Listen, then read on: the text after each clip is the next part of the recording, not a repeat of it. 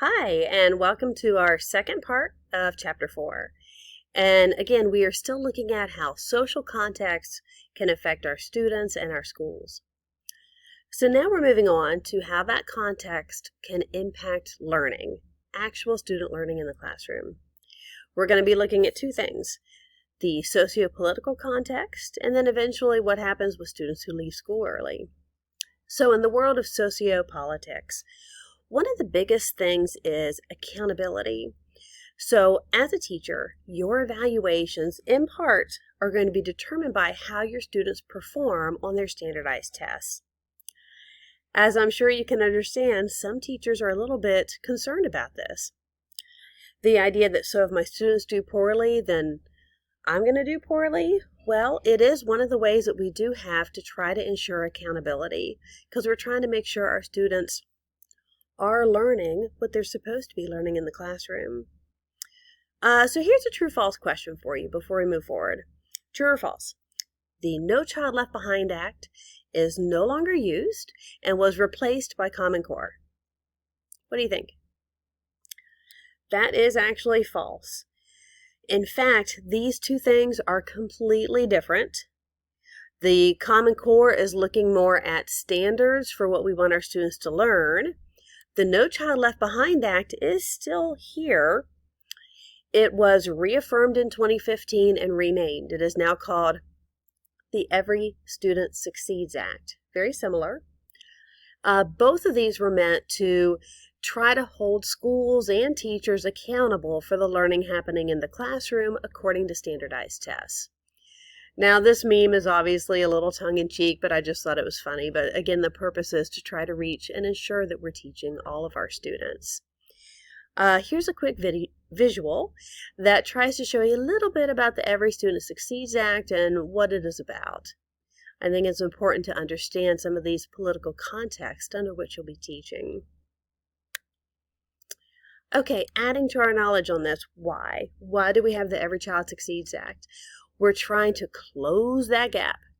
Remember the achievement gap we talked about in a previous chapter? The idea that when you're looking at learning, there is a big gap between your Caucasian students and your ethnic minority students. There's a big gap between your high income and your low income, as well as looking at your native English speakers and your English language learners. What we're trying to do is close that gap to try to make sure that everyone's learning at their fullest potential. Here's some data from Ohio. This is just from the state of Ohio, showing how we are slowly, ever so slowly, starting to close that gap up across different areas, looking at ethnic identity as well as income. States also, under this act, have to identify who their low performers are. They can't just sweep them under the rug. They can't just ignore them. They have to identify who are those students. Are they English language learners? Are they the lower income students? Because if you don't identify them, you don't know who it is that needs that extra help. And this also will flag schools that have a low graduation rate. And this lets states know which schools might need some intervention. We'll talk in a bit about the importance of graduation rates. Here is some more data from Ohio. There's my little cursor. So it talks about the fact that graduation rates are increasing. And that sounds good, but remember, we're looking at how social context impacts things. The state keeps softening graduation requirements. So here you can see they softened them in 2018. The article goes on to say they softened them in 2019. And I also know they softened them in 2020. So even though graduation rates look like they're getting better, it's hard to discern if that's really true or if it's just because the state is making it a bit easier to graduate. All right, the other area in the world of how social context impacts learning is leaving school early. Now, there are more than just these two areas. These are just the two that we're focusing on. So in terms of leaving school early, what percentage of high school students do you think got an actual physical high school diploma in 2016? How many? Bum, bum, bum. 84%. Not bad, but not that great. The federal goal is 90%. In general, states are not at that goal. They are slowly approaching it, though. There has been positive progress. But again, some states are also making it easier to graduate. There are graduation gaps still. Again, we see these gaps in various areas, previously on standardized tests and now looking at graduation rates. Here's the gap for graduation rates. You can see the chart at the bottom. The biggest gap is for English language learners. Very close to students with disabilities. Then we have some ethnic identities, such as Hispanic Latino students, African American students, and then we have low-income students there as well. So there is a gap between students who are and aren't graduating that we need to look at. Why is this important? Students who drop out of school are at a great disadvantage, and there are a lot of reasons why. First of all, they're at a big disadvantage in the job market. If you compare students with a high school diploma to those without, what do you think the wage gap is? Okay, this is based on 2017 data. What's the wage gap? Over $7,000 a year. That's a big difference for people with a high school diploma and without shortly after high school. Okay, so we know that there's a disadvantage in the job market. Also, they're more likely to engage in criminal behavior. This includes theft, this includes drug and alcohol abuse. Still, they're more likely to have a criminal record. Finally, poor health and life expectancy. Those are some dramatic impacts. So just think, as a high school teacher, if you can help keep your students in school and get them graduated, they're going to make more money. They're going to be less likely to be in prison. They're going to have a longer, healthier life. That's tremendous impact that you can make. And finally, we also find that students who drop out simply aren't active in their community. They're less likely to vote. They're less likely to volunteer. And I would be remiss if I didn't also talk about the school to prison pipeline. If you are from a rural area, this might be something you're not incredibly familiar with. If you're in an urban area, this is a sad reality. High school dropouts, especially in urban areas, more likely to be imprisoned. That's why we call it the school to prison pipeline, not school to job pipeline. And research on this correlates how we treat these high-risk students. When we have high-risk urban students who are likely to drop out, what we tend to do is we penalize them. We discipline them. We give them out-of-school suspension. We give them detention. We sometimes send them to facilities. So rather than flagging these students as high risk and saying, this is a student that needs some support, this is a student that needs some intervention, let's step in here and see what we can do, we punish and we discipline. We send them away. Next thing you know, they drop out and then they're imprisoned.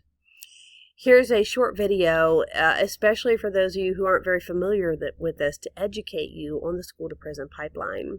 There's this phrase that you might hear in the news sometimes, the school to prison pipeline.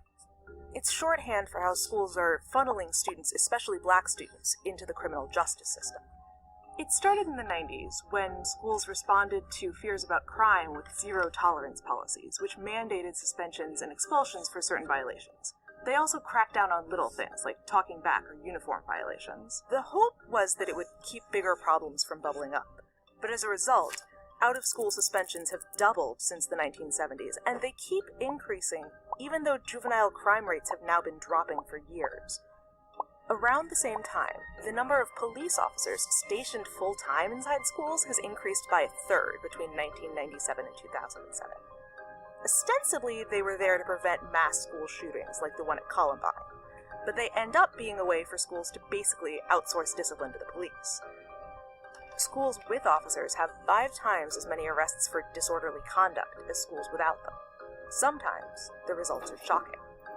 But the less visible effect is that schools are feeding the racial disparities in the criminal justice system. Consider the fact that schools are more likely to have an officer on their campus if the student population is more than 50% black. You might assume that that's because there's more crime at these schools, but although students at police schools are more likely to be arrested, they're not actually more likely to be charged in court for weapons, drugs, alcohol, or assault, at least according to one study. During the 2010-2011 school year, 1 in 6 public school students in the U.S. were black, but they accounted for 1 in 3 arrests at school. Same goes for other forms of school discipline. Black students are suspended or expelled 3 times more frequently than white students. It actually begins in preschool. 18% of preschoolers are black, but if all preschoolers suspended more than once, 48% are black. Studies show that differences in behavior can't fully account for these disparities. Black students and white students are sent to the principal's office at similar rates, but black students are more likely to end up with a serious punishment. One study found that white students are more likely to be suspended for provable offenses like smoking or vandalism. Black students are more likely to be suspended for subjective offenses like talking back or insubordination. Students who are suspended in school are more likely to later drop out or get arrested, so the federal government is asking schools to make suspension and expulsion the absolute last resort. In Oakland, California, public schools are trying something called restorative justice, where both parties in a conflict talk it out with a counselor instead of relying on punishment. The results are pretty encouraging. In the last 10 years, chronic absenteeism is down, and graduation rates are up in the schools that have tried it. Other cities and districts are also trying new policies. They're hoping that if their students end up in the criminal justice system, at least it won't be because the schools pushed them there. So hopefully you found that helpful with giving a better explanation and some examples of the school-to-prison pipeline. Okay, well, in the video, they also mentioned zero-tolerance policy. So I thought we should take a moment and look at what that is, because there are a lot of educational psychologists who believe that this is contributing to the school-to-prison pipeline. So, zero-tolerance policy, automatically punishing a student when they break a rule. Not looking at extenuating circumstances, not looking at context. Some examples could include dress code violations. Well, what if the student who you're sending home for a dress code violation, maybe they're low income and maybe that's the only thing they had to wear that day? Sending a student home or expelling them for fighting. Well, what if they were fighting because they were standing up for themselves because they were hit first? Doesn't matter. They were fighting. Send them home. So that's zero tolerance policy. Okay, moving forward, we're now going to look at how social context can actually impact what you teach in your classroom. How your curriculum can be dictated by what's happening in the world. I thought this meme was somewhat relevant. So what they don't teach you in school. So there are some critics out there who say American history is biased. Or that how to grow food, we don't teach real practical skills to students, like we don't teach you how to do your taxes. Things that are more along the lines of ethical or moral dilemmas and looking at human rights. Or looking at Eastern cultures or things other than the traditional history, like do you study Edison or do you study Tesla? So, how does this work? Everybody has their own opinion on what should be taught in schools. That includes presidents, politicians, superintendents, parents, everyone. And depending upon your position of power, you might be in the position to affect what is taught in schools. School curriculum can be somewhat dictated by the federal government. Now, they usually can't come out and say you must teach A, B, and C. But what they can do is say if you don't teach A, B, and C, you will lose some or all of your federal funding. In general, content is controlled by states, but schools are also federally funded, so you have more than one boss, shall we say. So when talking about differences in what we teach our students, I think we have to approach the elephant in the room, which is Common Core. As we know, Common Core has both critics and proponents. So the critics usually talk a lot about the math component of Common Core. So when my daughter was in first grade, I have to admit when I first started getting home the Common Core math homework assignments, I was bewildered. It seemed so multi-step and unnecessary and very confusing to a 7-year-old. However, I think Dr. Sarah Hartman, who is one of our excellent faculty members at OU, has made a good point that perhaps Common Core Math is helping students understand how to think through math rather than just memorize it. This is a short video that talks about Common Core from a different point of view. Not the nuts and bolts of how it works in the classroom, but the socio-political context, which I think is important, especially for this chapter. You've heard teachers, parents, and even presidential candidates talk about the Common Core state standards. But what is the Common Core? The Common Core sets down what students should know and when they should know it in English language arts and math. In other words, the standards are a set of academic expectations for children. Some folks think the Common Core is better than what states have used in the past. They say the standards help provide students with a deeper understanding of academic materials and help provide a more appropriate preparation for higher education in the working world. However, others strongly disagree.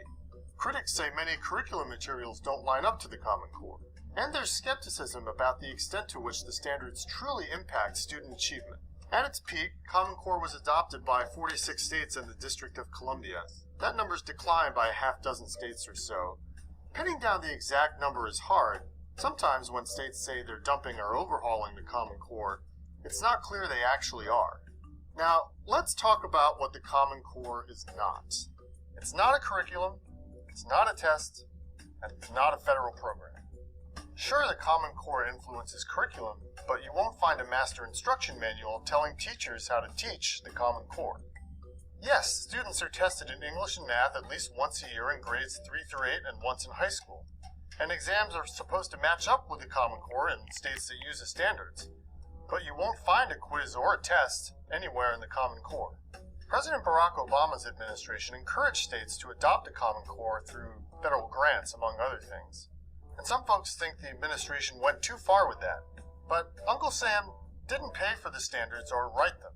And you won't find a federal law requiring states to use it. Still, you may have heard various federal politicians and other candidates for national office say that they'd end the Common Core, as did Donald Trump. But states adopt content standards. So unless the president signs a bill outlawing the Common Core, Washington can't get rid of it. So for now, Common Core is here to stay in the states that want to keep it or change it. And you can expect to hear plenty more about it from both sides. I think that does a nice job of showing again how context can affect what we're teaching. All right, another area. Focus on Western canon. If you're not sure what I mean by Western canon, you can see the map below what is considered to be the Western world. In the United States, when we are teaching history and literature, this tends to be where we pull from. Also, if we're talking about religions, if we're talking about sociology, we really focus on the Western world. Do you recall learning much in school about Buddhism or Hinduism or history from those areas of the world? Not much.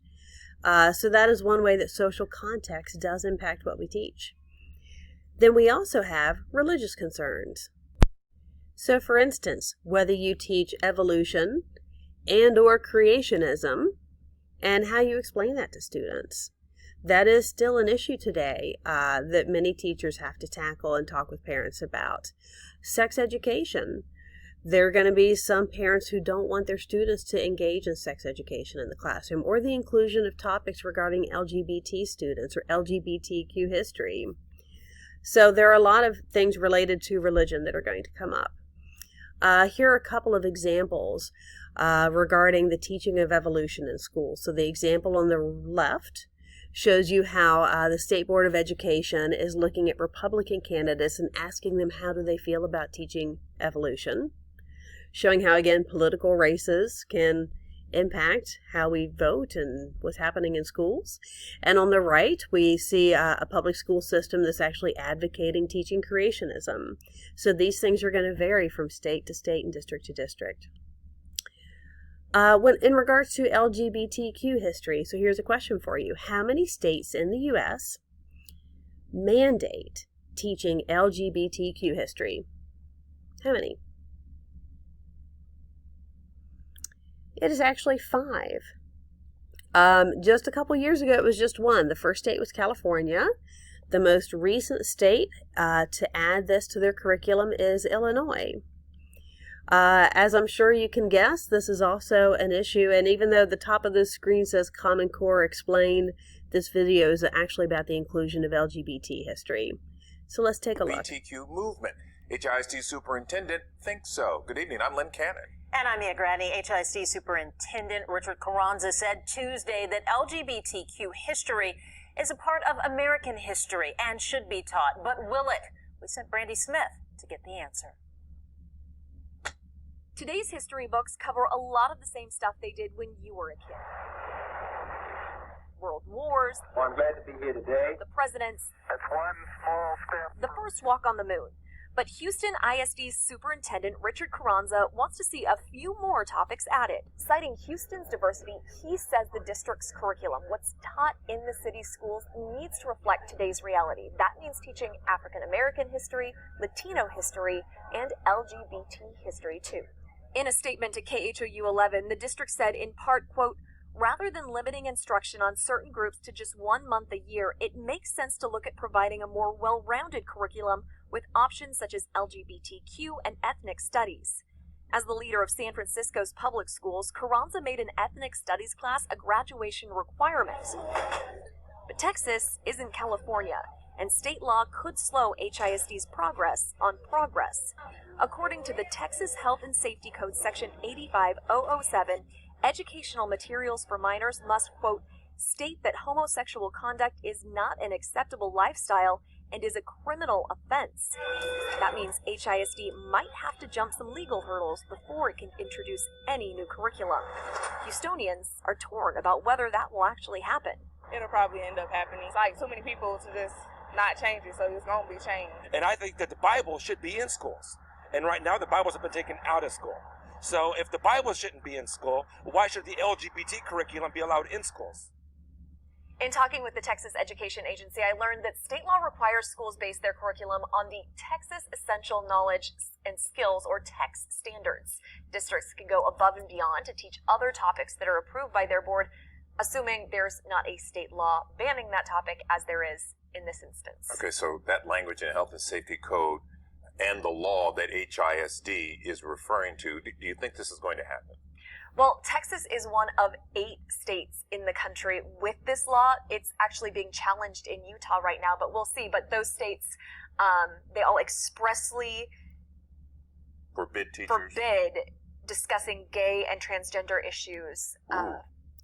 So you can see what a difficult issue this is. We have some states that are mandating that it must be taught, and some states that are forbidding it be taught. That goes along with states' rights. And here I just want to show you 2 graphics showing opposite sides of this issue. One side with people saying, don't teach this to our children. One side saying, this is about making schools a safer place. Okay, another area where there's difference when it comes to what we should be teaching our students. Career readiness and practical life skills. You may not think that's all that controversial, but it can be.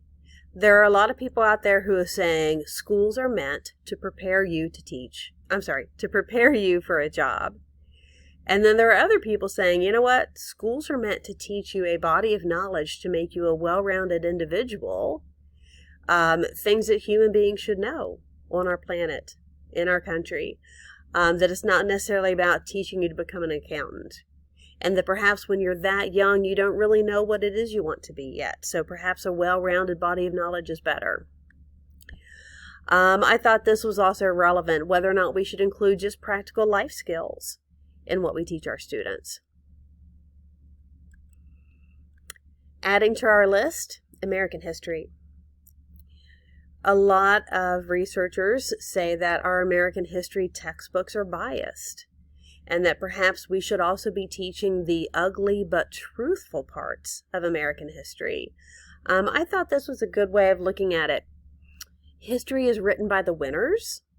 When 2 cultures clash, the loser is obliterated and the winner writes the history books. And so perhaps we need to go back and make sure that what we're teaching our students is accurate. And then we'll end with multicultural education and social justice. So this is looking at the importance of not just having special holidays where we talk about the importance of multicultural education. So multicultural education is about really trying to integrate diverse perspectives into your curriculum. as well as incorporating social justice. So to take a quick look at this, I like this book here on the left, the idea of going beyond heroes and holidays. That yes, it's important to include those things, but don't just talk about African American history on Martin Luther King Day. That find ways to incorporate it throughout the year. And on the right, social justice. So if social justice is about teaching the idea of fairness and the importance of equal opportunities, you can find children's books on this from elementary all the way into high school to really teach your students about this. Now, although this title here says Common Core Explained, this video is actually going to be about the importance of a multicultural education and showing how one school in particular is trying to do this.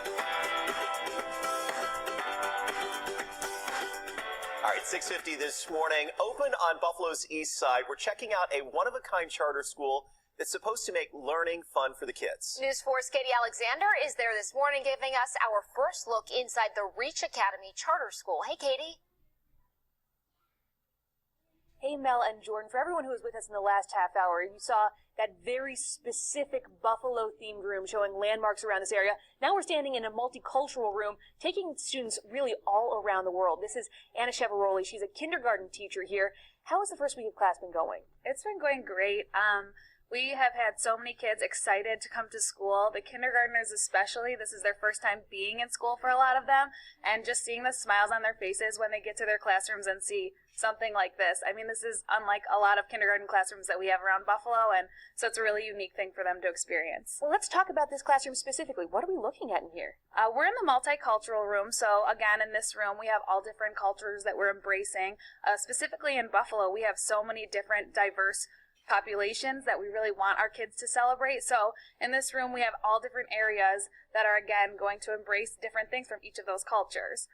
So we have a Hispanic section, we have a Mediterranean section, we have an Asian section, African American, and an all-American section to really just embrace, again, all of those different diverse cultures that Buffalo has to offer. And you were mentioning in this first week you have been in the grocery store room with your students. What is the educational value in having a setup like that? I think just giving kids those authentic experiences, giving them real life things to use and experience their education through different things, such as, hands-on, those hands-on learning experiences, that's really important for our kids. All right, and there are still spaces for first graders. This is just for kindergartners and first graders right now, but eventually the school will expand all the way up to 8th grade. So as you can see, I think they had some great ideas at a very early level of how to start to incorporate multicultural education.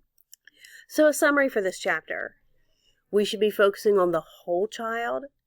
And the idea, keep in mind that contextual factors in and outside of your classroom can really impact how your students develop, how they learn, and what you're going to be teaching. So that's it.